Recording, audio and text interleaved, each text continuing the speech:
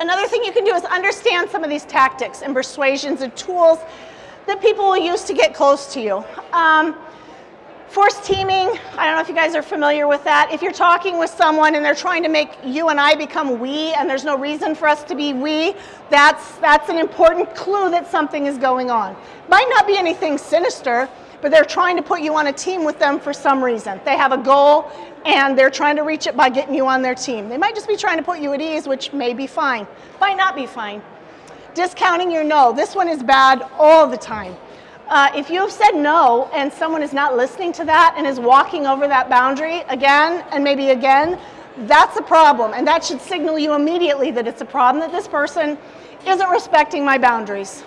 Okay, so notice that. Typecasting is where they try to cast you in a disparaging light and then dare you to prove them wrong. So, you know, I bet you're too nervous to let a guy like me help you carry your groceries in your house or whatever, and then you have to prove them wrong. No, I'm not nervous like that. I'm totally comfortable and confident.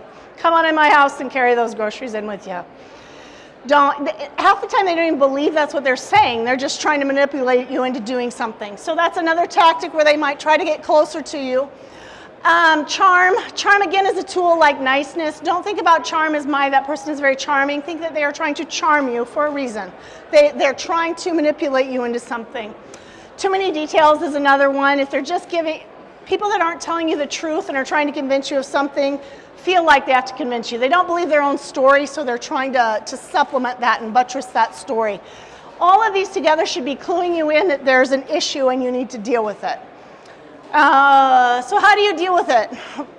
We talked about this at the beginning. I was really scared of violence at first. And violence, of course, you know, seems like it's a really bad thing, but really it's just a tool. We're all aware of the fact that guns are tools. Guns are neither good nor bad in and of themselves.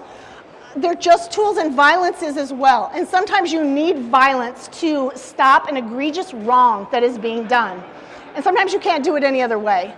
So as soon as I began to learn that violence is a tool, don't be afraid to use it, and use it sooner if you're justified. Sometimes a smaller amount of violence or boundary setting can save you a whole lot of problems later. Your life does not have to be in danger before you can defend your boundaries. I was just talking to a woman via email the other day who told me she would be unwilling to, say, pepper spray someone unless her life was in danger. She was not willing to do anything negative until her life was literally in danger.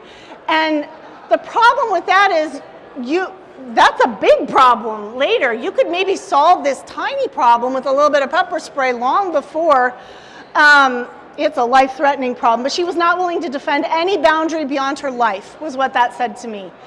And you need to be willing to defend those boundaries, particularly if you have someone that is depending upon you to do it.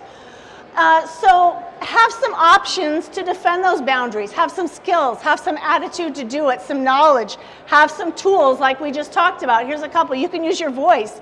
You can let people know, no, I don't, that is my boundary. Don't cross it.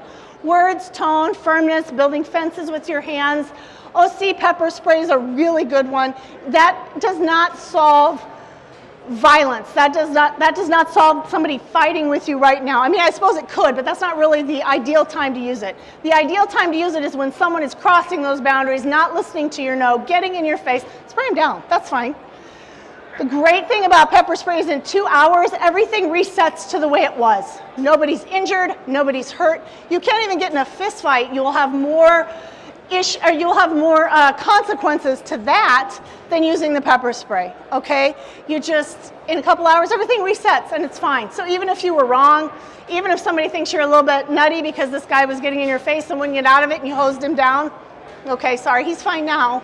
So don't be afraid to use some of that sooner than later. Don't wait until you're in a life-threatening situation to defend those boundaries. There's no virtue in letting someone run over your boundaries. That's not a good thing. That's not something to aspire to. You're more valuable than that. There's no virtue in letting somebody abuse you or those in your care. They're depending on you. Okay, so it's okay. If you can't set boundaries for you, think about whatever this is and defend them for those that depend on you. Then don't set yourself up for failure. We've spent most of this talk talking about how you're already a little bit behind the ball. and that's broadcast a little bit to the world for some of us. It's pretty obvious when I'm out in public that I'm a little bit behind the ball already. So I'm going to control the things that I can control. Make sure you have decent gear. Make sure that you have decent training and that you know what you're going to do. We've established you're at greater risk, you have a bigger challenge, be ready. It takes far less than you can think, or than that you do think, okay? If you can't, we've talked about this over and over this weekend, the average defensive encounter is 3 to 5 seconds. If you can't get your gun into the fight in about under 2 seconds, it needs to be fixed. You need to work on that. If you can't get to it reliably, if you don't have something safe so that you can carry it with you, all of these things you need to fix them now. These are the things that you can control. There's plenty out there that we can't control, but those things you can. Good quality gear and training, knowledge, education, developing yourself, learning, these things you can control, and you can control them now. Have a plan. Don't deny that something bad is happening. Don't convince yourself that it's not. Listen to yourself. And don't be afraid to defend those boundaries. Don't minimize. If a guy's making you feel uncomfortable, if somebody's pushing past your boundaries, don't convince yourself he's not. Don't, well, it's just this, well, he just meant that. An awful lot of time, that's a tactic that creepy people use because they know you'll talk yourself out of it. So they can just be creepy, and that's fine. There's no consequences for that for them. So you need to defend your boundaries there. Don't think it's better to be nice and not to offend. It's better to realize the valuable person and precious person that you are and defend that person. That's what's better. So I wanted to take a couple minutes to talk about some recommended resources because I think there's a couple that are really good out there. There's a couple of books, several of them by Gavin de Becker, actually. The first one, Gift of Fear. In my opinion, that's a must-read, and it's an easy read. It's a must-read for the self-defender, but it really works well for even people that aren't about that life. He does get a little anti-gun towards the end. My advice is chew the meat, spit out the bones. Okay? Take what is valuable, use that, and ignore everything that is not valuable. I'd heard he got a little better over the years, but I just read no, it's not. It's not better. But I do think what is in there is worth picking through that. I really do. It's really good. The second one is called Protecting the Gift, and that's ostensibly more about protecting children and teens. I think it adds and supplements the first book, and I think it goes beyond that. I think it's valuable for all of us, even those that don't have children or teens. I found it to be super helpful and to be a really good book. The next one there is Creepology by Anna Valdesari. I have yet to meet a guy that thinks this is a super valuable book. Most of them that tried to read it didn't find it to be very interesting. I've yet to meet a woman that didn't find it to be incredibly valuable and pertinent to her life. The big thing that's addressed in there is these creeps that I was talking about earlier, the sort of low risk, low reward offender.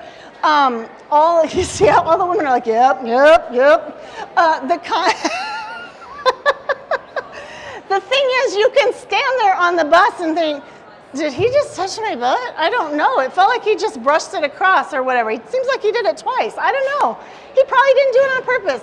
Maybe he didn't, but maybe he did. Because the fact of the matter is, he can do that for the rest of his life and never have a problem. You don't feel confident or comfortable enough to turn around and let him have it. When you tell people about it, they think you're crazy. So this book to me gave me a really good structure and how to understand it.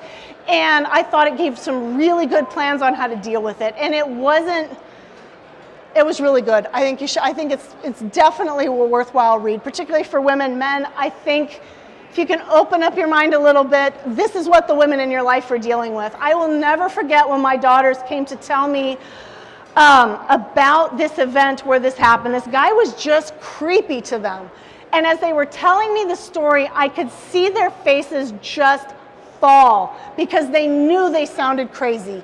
And it broke my heart because I have done that. And I told them, I said, no, I believe him. The next guy that makes you think about what he did. No, that's inappropriate, totally inappropriate, and you're fine to call him on it. But I knew that looked so well when their faces fell, and it broke my heart. The last one is kind of an odd one for a talk like this, but I thought it gave some interesting thoughts. It's an interesting book anyway, but it's Warnings Unheeded by Andy Brown.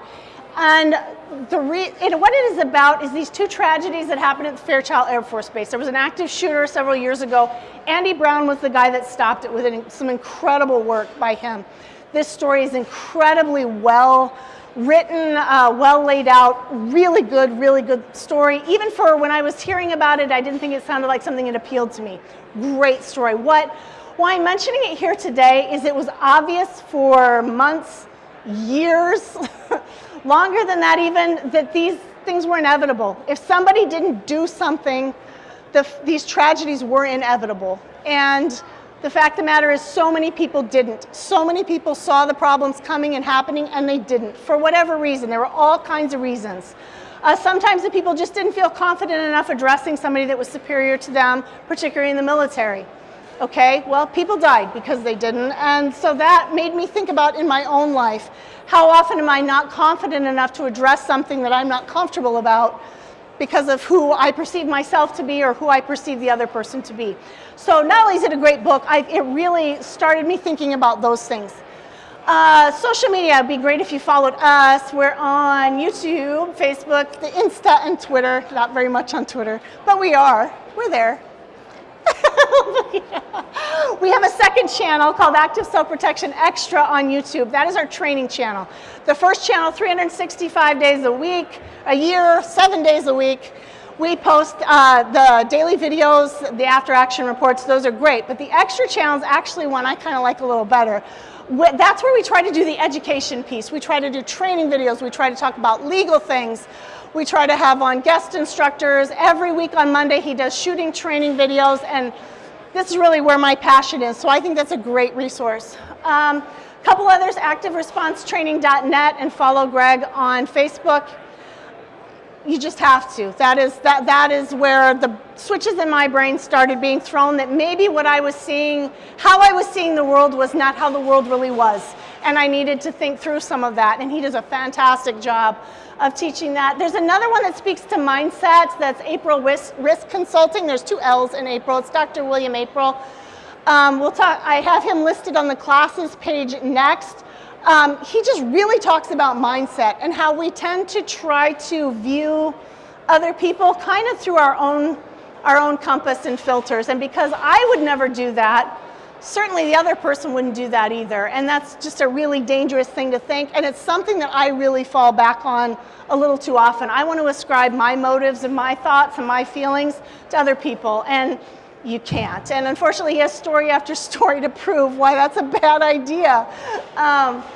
Kathy Jackson is one of my favorite people. She's the Cornered Cat on both Facebook and has a website. And she does just a phenomenal job with anything that she does, but a lot of her mindset and thinking things through is what I really appreciate about Kathy. Lastly, a couple of classes. We talked about gear, we talked about training. We do travel around and do classes, but I wanted to talk to you about a couple of the others. The Unthinkable is a really good one for mindset. The Armed Parent and Guardian by Citizen Defense Research is another good one. We took that class with a lot of people that weren't parents, but they wanted to learn how to, if they had other people in their lives that just weren't self-defenders. Maybe you have a spouse or something that's not interested in that. You need to kind of think about how you're going to defend yourself in a crowd with some other people. I thought it was really good for that. And still one of my favorite classes is the Mag 40 by Masad Ayub. If you haven't taken it, you should. It's expensive, but it's so good.